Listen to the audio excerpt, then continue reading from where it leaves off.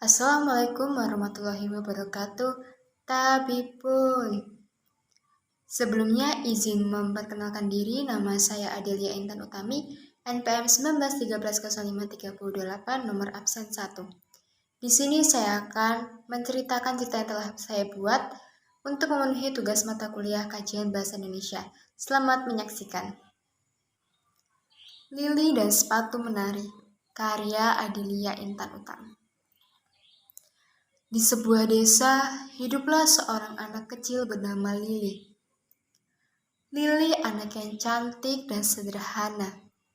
Rambutnya panjang terikat, kulitnya putih bersih, serta matanya yang biru membuatnya semakin menawan.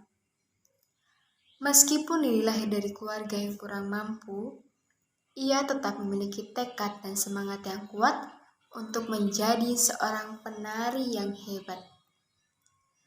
Setiap hari ia berlatih menari bersama teman-temannya di balai desa. Namun sebelum itu, ia selalu mempersiapkan peralatan menarinya. Saat sedang mempersiapkan peralatan menarinya, Lili tertegun sejenak sembari melihat dan memegang sepatunya yang telah rusak dan koyak. Wah, ternyata sepatuku sudah rusak dan tidak layak lagi, ujarnya dalam hati. Ia membolak-balikan sepatunya sembari berpikir, bagaimana ia bisa membeli sepatu baru? Dan saat itu juga, ia teringat akan celengan yang ada di sudut kamarnya. Lili mengambil celengan itu, lalu menggoyang-goyangkannya. Ibu mendengar suara celengan yang digoyang-goyangkan Lili. Kemudian ibu menghampiri Lili. Lili, kenapa celengannya kamu goyang-goyang, nak? Tanya ibu. Tidak apa-apa, ibu. Aku hanya memastikan apakah isi celenganku sudah cukup banyak. Jawab Lili.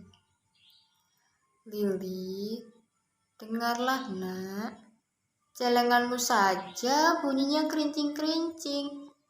Itu artinya masih banyak ruang kosong di dalamnya. Tanya ibu. Memangnya kamu apakan isi celenganmu? Hehe, lihatlah bu, sepatuku sudah rusak dan usang. Tidak mungkin aku terus menggunakannya. Jadi aku ingin membeli sepatu baru, bu. Sahut Lili. Maafkan ibu ya, nak. Ibu belum bisa membelikanmu sepatu baru. Ibu belum mempunyai uang, tapi ibu janji kalau ibu punya uang, pasti ibu akan membelikanmu sepatu menari yang paling bagus di antara sepatu menari teman-temanmu. Sahut ibu menghibur Lili. Ibu gak perlu minta maaf. Gak apa-apa kok Lili pakai sepatu ini dulu. Lili juga janji sama ibu kalau Lili akan belajar menari dengan tekun dan giat. Biar nanti Lili jadi penari yang hebat dan bisa bahagiain ibu. Sahut Lili. Kamu memang anak yang baik, nak. Ibu bangga sama kamu. Sahut ibu sembari memeluk dan mengusap kepala Lili. Hehehe, Lili sayang sama ibu. Ya udah bu, aku berangkat dulu ya. Iya, hati-hati ya, sahut ibu. Lili pun berangkat ke balai desa untuk latihan menari.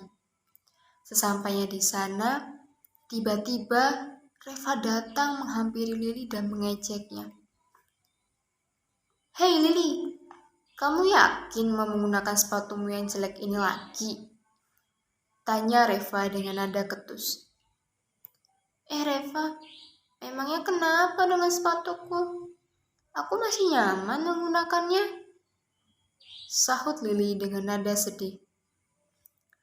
Lili, lihatlah sepatumu. Udah jelek, rusak, bau lagi. Sahut Reva dengan terus mengejek. Reva terus mengejek Lili, hingga akhirnya Bu Ranti yang merupakan pelatih tari datang dan menghampiri mereka berdua. Halo, ada apa ini? Kenapa kalian masih berdiri di sini? Ayo kita masuk ke dalam dan mulai latihan kita. Ajak Bu Ranti sembari memisahkan mereka. Anak-anak yang ibu sayangi, ibu ada sedikit pengumuman untuk kalian semua.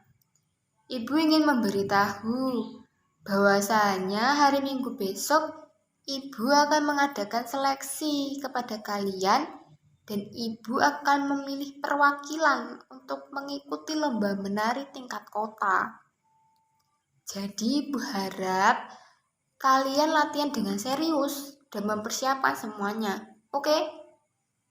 Terang Bu Ranti. Wah, sudah jelas pasti aku yang terpilih. Sahut Reva dengan nada sombong. Reva, kamu gak boleh sombong begitu. Masih ada teman-temanmu yang akan bersaing denganmu. Jawab Bu Ranti dengan lembut. Sudah jelas ibu, pasti aku yang akan terpilih. Secara aku cantik, pintar menari, dan juga memiliki sepatu menari yang paling bagus di antara milik teman-temanku dan paling mahal. Apalagi sepatu Lili. Jelek. Sahut Reva dengan nada sombong.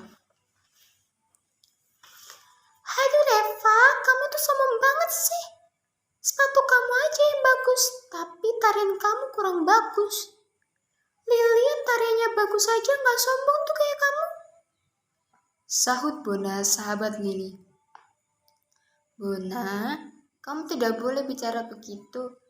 Biar aku dan Reva bersaing secara sehat dan kita akan tahu siapa pemenangnya. Sahut Lili. Oke, siapa takut?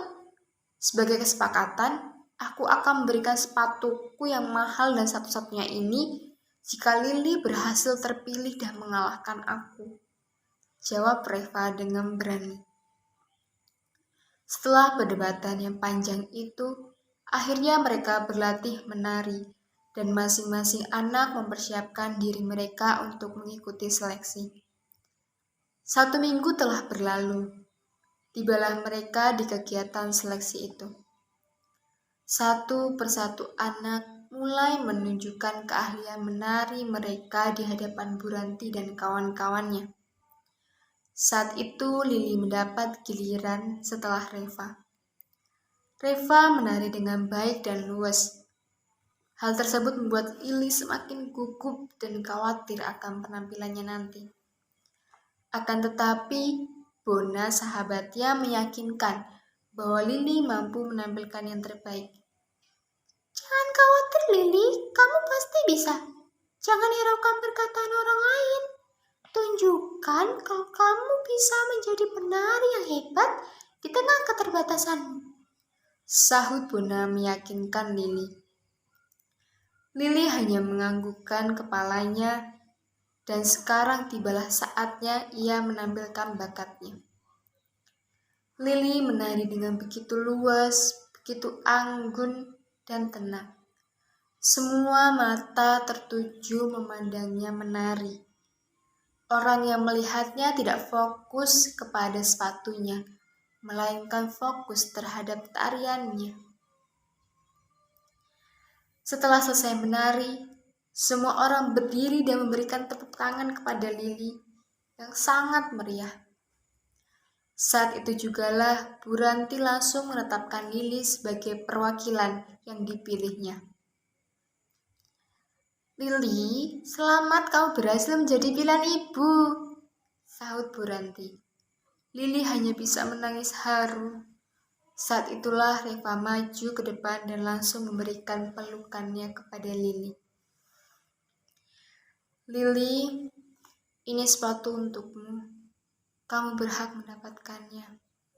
Semoga sepatu ini bisa berguna untukmu dan bisa mewujudkan cita-citamu. Sahut Reva. Lily mengangguk dan langsung memeluk Reva, disertai sorak-sorai dari penonton. Ya, adik-adik semua, itulah cerita yang dapat kakak sampaikan. Dalam cerita ini kakak berpesan kepada kalian semua, walaupun di tengah keterbatasan ataupun di tengah kekurangan kalian, kalian tetap harus semangat dalam meraih dan mewujudkan cita-cita kalian. Karena kita tidak tahu apa yang akan terjadi pada kita kelak, dan kita juga tidak boleh mengejek orang lain atas keterbatasan mereka. Jadi adik-adik semua, semangat dalam mewujudkan cita-cita. Kakak akhiri. Assalamualaikum warahmatullahi wabarakatuh. Sampai jumpa.